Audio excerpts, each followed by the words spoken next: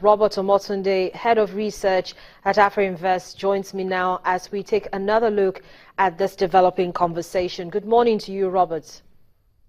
Good morning, Harry. It's great to have you join me on the program. So it's the morning after.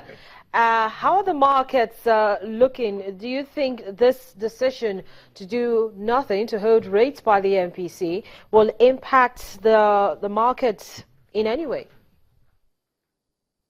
Of course, market is already reacting to the decision by the MPC to keep all rates as they were in the last meeting before the one held yesterday.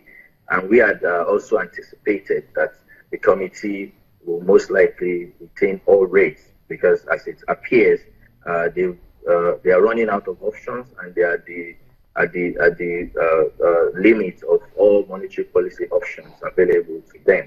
If you analyze the market, first from the equities end, you've seen sort of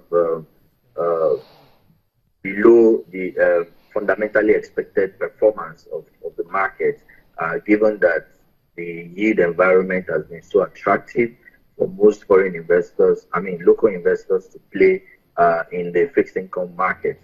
You'll see that before the meeting, we've had about 6 days of consecutive losses that gave a respite of about a day before we saw another losing streak of 8 days of consecutive losses up until yesterday. And as we speak this morning, the equities market is still not excited about the performance in the general macroeconomic environment. So markets from the angle of equities would not particularly respond to the decision to hold all rates. The reason is because of the attractive yield in the fixed income environment, and plus a flurry of other issues that are affecting the fundamental performance of companies that are listed on the exchange, the issues faced by the banks in terms of possibility of rising NPLs on the back of FX challenges, as well as FX-related issues that industrial companies as well as consumer goods companies are facing.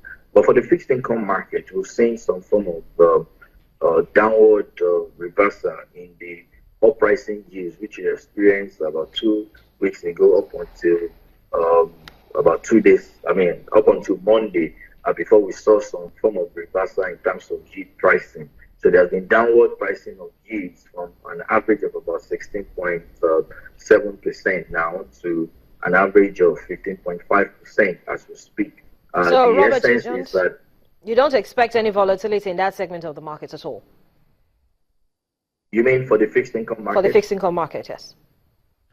Of course, the fixed income market is responding. Like I mentioned earlier, yield environment was quite high throughout last week and the week before. But from the beginning of the week, in expectation that the Monetary Policy Committee will hold all rates, we've seen some downward reversal in yields. But by an average of about 15.2%, we would expect that some relative calmness will return to the fixed income market and yields will just oscillate within that particular band. And equities market, of course, is not particularly excited, and most investors will still favor fixed income investment than equities at this time. So it's the midweek already, and we've got so much, investors have got so much to chew over. What's your expectation for the fixed and the equities market? Are you still sticking to the fact that we'll see sell pressure continue at the equities? And for the fixed income segment, do you think that investors are going to be playing as if it's business as usual? For the equities market, it's going to be more of investors who are trying to take advantage of low prices. Like I said, equities have been on a downward pressure for 8 consecutive sessions. All right. Thank you so much, Robert, for joining me on the program this morning and sharing your perspectives with us in terms of how the markets are shaping up, looking at the MPC's decisions. But that's it on today's edition of the program. Thank you so much for staying with us. I'm Harriet Agbinyi. Have a profitable day.